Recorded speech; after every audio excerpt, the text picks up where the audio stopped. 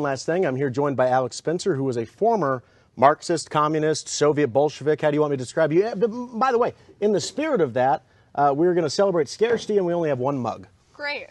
Just like an old socialist would have loved. Just like back in the old days, Yes. right?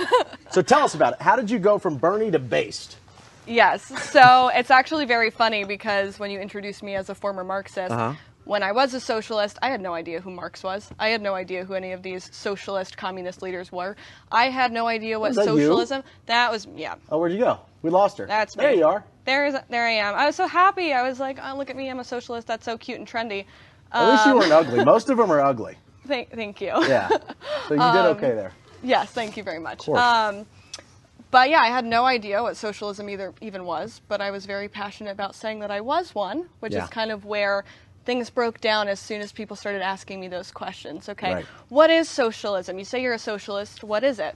Well, I'm not a socialist. I'm a democratic socialist. Oh, okay, well, what's me. the difference? And then I literally had no answer to that question. Right. And I just never was exposed to any different viewpoint or anything like that. And so I was so passionate about that's what happens when you replace information with emotion. That's exactly Passion right. is not a firm foundation. It's easily broken down. So people are very surprised when they see, oh, you went from being like that crazy of a socialist, like radical feminist, and then you totally did a 180. And it's like, no, those are the least firm foundations you can have because you know nothing, and then you're just based off of that. And then it's very surprising when you start to realize how much you don't know. And I started watching different content creators, conservative commentators, who Charlie Kirk show, frankly. Charlie Kirk, a lot of Turning Point content that really got the wheels turning, and just me realizing how much I did not know.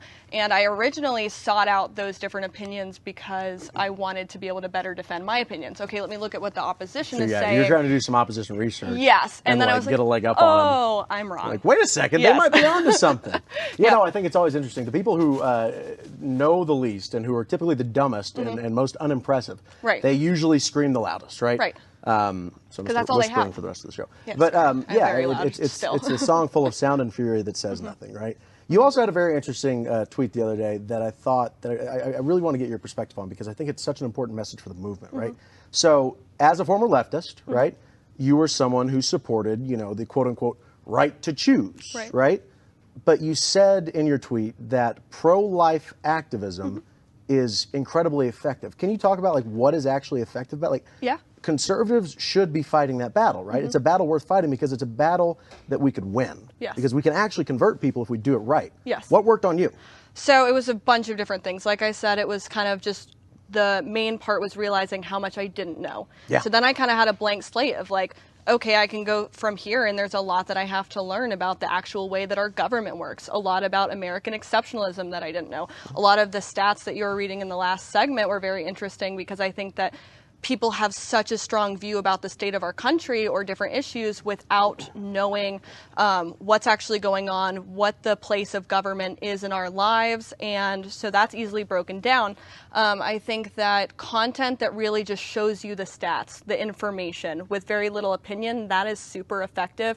You see a bunch of these Instagram accounts and content creators really just focusing on getting the information in front of people. I think people are sick of just hearing opinions about something. They just actually want to know the facts, and then you can fill in the opinion from there. What I will say too is that I really fought on my beliefs for a while. It was not like I woke up and I saw one thing or the other that changed my mind. It was just the planting of the seeds that ended up growing. So if you're having a debate with somebody, if you're having a conversation and you feel like you are making no traction at all in getting them to see your viewpoint, chances are you are more than you think is being effective. It just takes people time, especially time away from people where they don't think that they have to just win the argument or win the debate, where then they are able to internalize that information that they're receiving. This is Charlie Kirk, founder and CEO of Turning Point USA. If you liked this video, be sure to subscribe to our YouTube channel at Turning Point USA.